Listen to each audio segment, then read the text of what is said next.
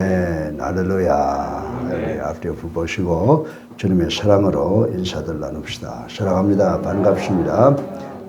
벌써 이번 주간에 중반에 들어와 있습니다. 세월이 참 빠릅니다. 그렇죠?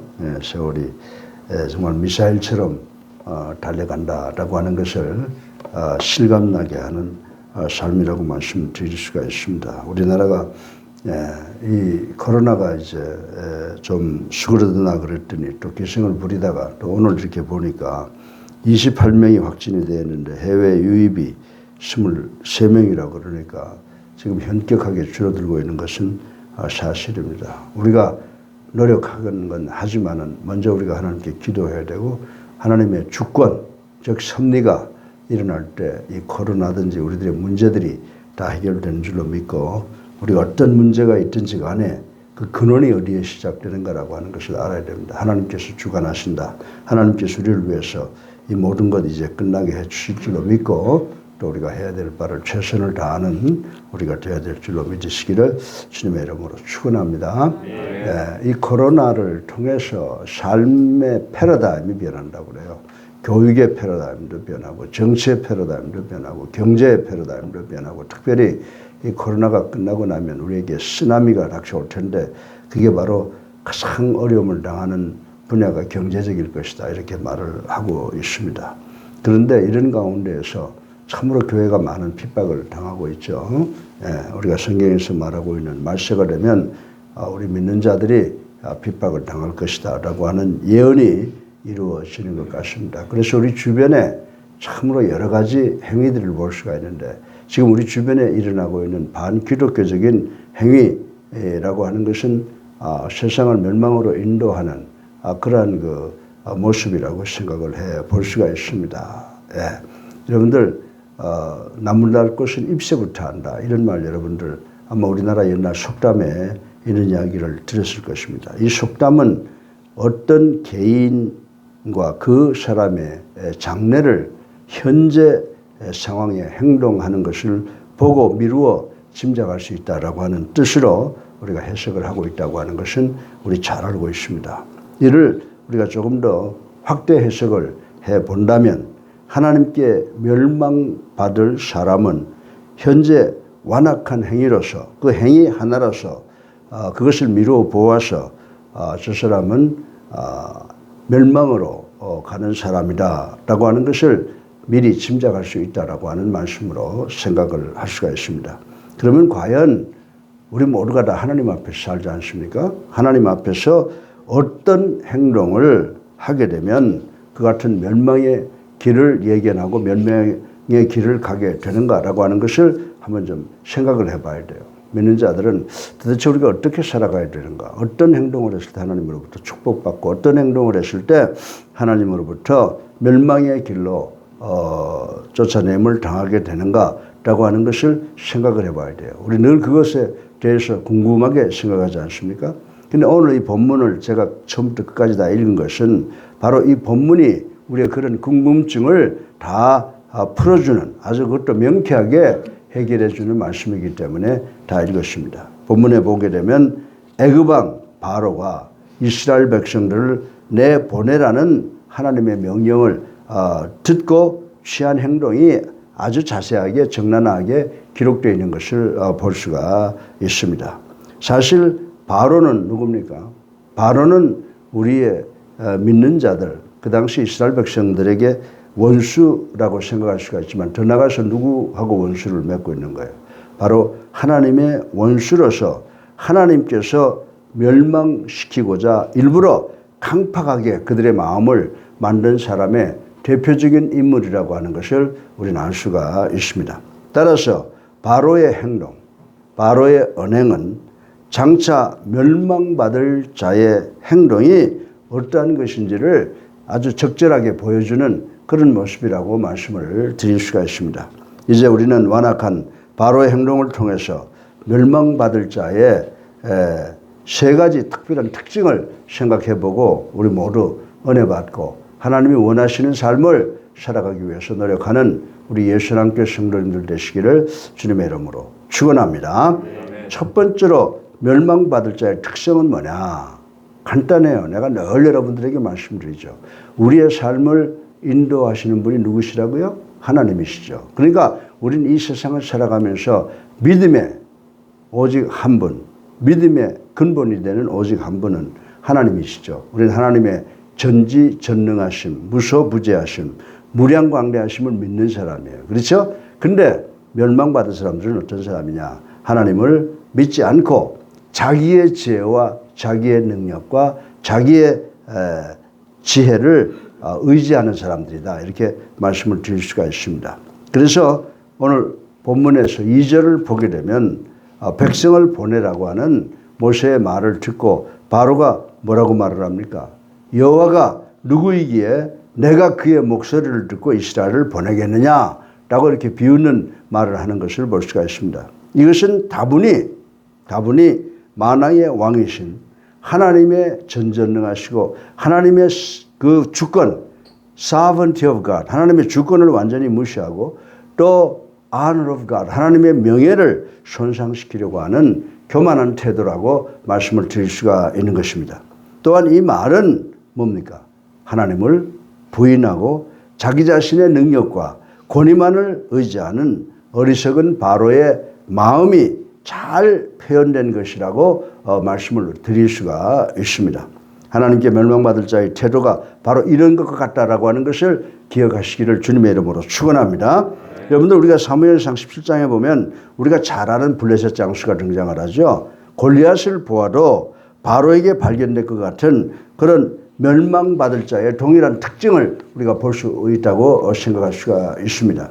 그리고 또 요한복음 18장 38절에 보면 예수님을 십자가에 달았던 빌라도가 뭐라고 말합니까? What is the truth? 진리가 뭐냐라고 하는 말을 가만히 분석해 보면 예수님을 향해서 아주 비웃고 냉소하는 그 질문을 통해서도 이 사람이 하나님을 부인하고 자신의 권력, 로마 자신의 나라를 의지하는 교만과 어리석음이 숨겨져 있다라고 하는 것을 우리는 발견할 수가 있게 된다라고 하는 것입니다.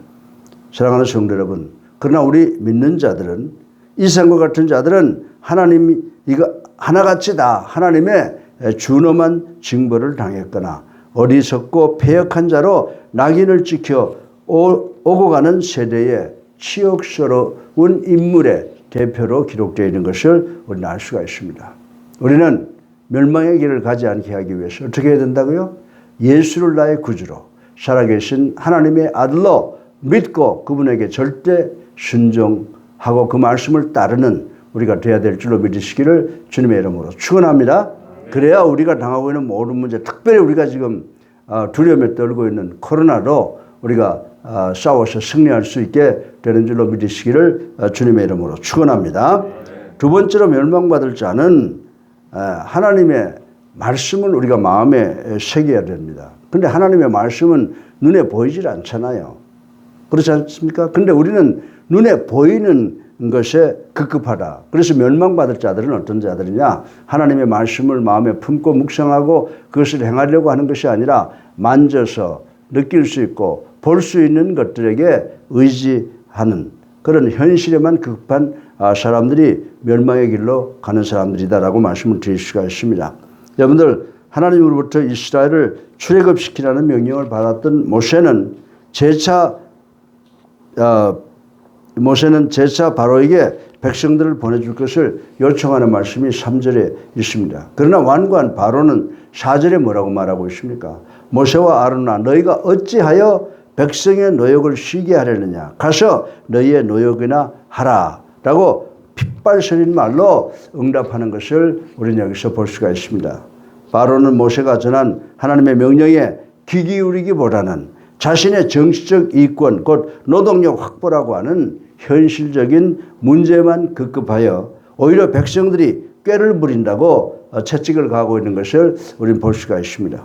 마치 그들은요, 여러분들 대홍수 작전에 노아의 경고를 듣고도 현실적인 쾌락에만 몰두하여 노아를 비웃던 노아 당시의 사람들과 같은 모습을 우리는 여기서 발견할 수가 있게 됩니다. 또 소돔성에 거하던 롯의 두 사위가 멸망을 피하자는 롯의 권고에 오히려 롯을 비웃었다라고 하는 것입니다. 그리고 여러분들 마태복음 19장 22절에 보세요. 한 청년이 예수님께 찾아와서 주여 내가 어떻게 해야 영생을 얻을 수 있습니까? 라고 물을 때 뭐라고 그랬어요? 이것저것 하라. 그거 다 했습니다.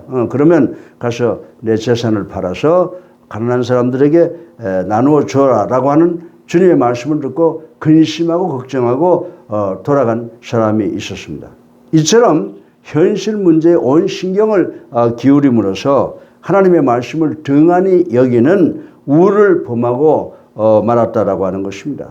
그래서 이런 사람들의 마지막은 어떻게 되었습니까? 그들은 하나님의 공의로운 심판에 의해 모두가 다 멸망당하고 말았다는 사실을 우리는 잘 알고 있습니다. 사랑하는 성도 여러분, 이처럼 멸망받을 자는 결코 하나님의 말씀에 귀를 기울이지 않는다는 것입니다. 오히려 그 말씀을 비웃고 귀를 닫은 채 자신의 현실적인 문제에만 급급하다라고 하는 것입니다. 혹시 하나님의 말씀과 무관하게 우리 모두가 생활하고 있지는 않습니까? 또 현실의 안일함과 행복에 집착하여 영광스러운 미래를 놓치고 있지는 않습니까? 지금이라도 늦지 않습니다. 눈을 우리 주님께 고정을 시키고 우리의 귀를 하나님의 음성으로 향하여 그것을 듣고 하나님을 보고 하나님의 말씀을 듣고 그것을 잘 순종하는 것을 통해서 우리의 미래를 복되게 건설하는 우리 모두가 되고 지금 우리가 당면하고 있는 코로나도 대항해서 승리할 수 있는 우리 모두가 되시기를 주님의 이름으로 축원합니다. 마지막으로 멸망받을 자는 강팍한 마음으로 하나님의 백성을 더욱 핍박한다라고 하는 것입니다. 여러분들 요즘에 보세요. 우리 기독교가 많은 권위를 상실하고 어려움 당하고 세상으로부터 많은 핍박을 당하고 있지 않습니까? 그들의 종국, 그들의 결론은 성경대로 될 것이라고 하는 것을 우리는 잘 알고 있습니다. 내 백성 이스라엘을 애굽에서 내보내라는 하나님의 거듭되는 메시지를 전해드린 바로의 마음은 더욱더 강팍해져 갔다라고 하는 것을 우리는 본문을 통해서 잘 알고 있습니다. 그리고 9절에 보면 바로는 하나님의 말씀을 거짓말로 일수하기에 이르렀으며 이스라엘 백성들에게 전보다 더 무거운 노동을 시켰다라고 하는 것을 우리는 잘 알고 있는 것입니다.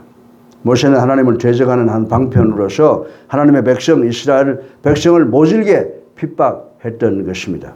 마찬가지로 하나님을 대적하여 하나님의 징계를 당할 수밖에 없는 세상 사람들, 악한 사람들은 그 징계가 임하면 임할수록 사탄의 힘을 입어 더욱 기승을 부리며 성도를 핍박한다라고 하는 것을 우리는 알아야 된다라고 하는 것입니다. 이처럼 하나님의 권위에 도전하며 성도를 핍박하는 악인들이 비록 세상에서 맹의를 떨친다 하더라도 그들의 활동은 잠깐뿐이다라고 하는 것입니다. 아침에 안개가 자욱히 끼어서 한치 앞을 내다볼 수가 없지만은 해가 뜨면은 그냥 순식간에 사라지는 것처럼 악인들의 활동은 잠시 잠깐뿐이라고 하는 것입니다. 그러므로 우리 예수님께 성도 여러분, 세상에서 핍박을 심히 받으면 받을수록 낭망하지 마시는 여러분 되시기 바랍니다. 오뚜기가 넘어지면 그 즉시 일어나는 것처럼 우리가 이 낭망을 당할 때 어떻게 합니까? 악인에 대한 하나님의 심판과 성도에 대한 하나님의 구원이 가까워왔음을 믿고 기뻐하고 그리고 힘을 다해서 악들과 싸워서 승리하는 우리가 되기를 주님의 이름으로 축원합니다. 이것을 가리켜서 paradoxical life, 그리스도인들의 역설적인 삶이라고 하는 겁니다. 그리스도인들은 어렵고 힘들수록 어떻게 해요? 더 하나님 가까이 나가고 더 하나님을 찬양하고 더 힘 있는 삶을 그리고 행복한 삶을 사는 것을 우리가 볼 수가 있습니다. 사랑하는 성도 여러분, 우리는 우리 주변에서 심지어 내 가족, 내 친지 중에서 바로와 같이 하나님을 조롱하고 성도를 업신여기는 사람들을 많이 볼 수가 있습니다. 자신의 힘을 의지하고 현실적 이익에 급하여 교회와 성도를 조롱하고 핍박하는 것을, 그러나 그들은 머지않아 피할 수 없는 하나님의 징계를 경험하게 될 것이라고 하는 것을 믿어야 됩니다. 그래서 우리는 이런 우를 범하지 않도록, 이런 잘못에 빠지지 않도록 기도해야 되는 줄로 믿으시기를 주님의 이름으로 축원합니다. 아무리 어렵고 힘든 삶이 우리에게 닥쳐온다고 하더라도 하나님을 향하여 원망하고 이런 짓 하지 아니하고 하나님께 감사하고 하나님의 말씀에 순종해서 우리에게 다가오는 모든 문제가 다 하나님의 손에 달려있다라고 하는 것을 알고 그분에게 호소하고 그분의 말씀에 순종하는 우리가 되기를 주님의 이름으로 축원합니다. 예. 그리고 우리에게 그들의 조롱과 핍박을 견딜 수 있는 믿음을 달라고 기도해야 돼요. 세상이 다 지금 교회를 향해서 조소하고 핍박을 던지고 있잖아요. 근데 여기에서 우리가 대항할 수 있는 것은 뭐냐? 주권의 하나님에게 우리가 기도하는 수밖에 없어요. 하나님, 우리로 하여금 저들과 싸워서 승리할 수 있는 믿음을 주시옵소서. 아멘. 승리할 수 있는 지혜와 명철을 주시옵소서 라고 기도하는 것밖에 없다라고 하는 것입니다. 이렇게 기도하며 악인들의 끈질긴 핍박을 나중까지 견디는 자에게 하나님의 상급이 있습니다. 착하고 충성된 종아, 내가 참으로 잘했도다. 내가 너에게 생명의 면류관을 주리라 라고 하는 칭찬이 우리를 기다리고 있는 줄로 믿으시고 열심히 기도하고 하나님의 말씀에 순종하는 우리가 되기를 주님의 이름으로 축원합니다. 멸망받는 자는 어떻다고요? 하나님의 능력을 믿지 않고 자기의 능력을 믿고 그리고 하나님의 말씀을 마음에 새기지 않고 현실적으로 눈에 보이는 것에 자기의 모든 마음과 시선을 고정시킨다. 그리고 마음이 강팍해져서 하나님의 백성을 무시한다. 이것이 잘못된 길로 가는 세 가지의 근본 원인이라고 하는 것입니다.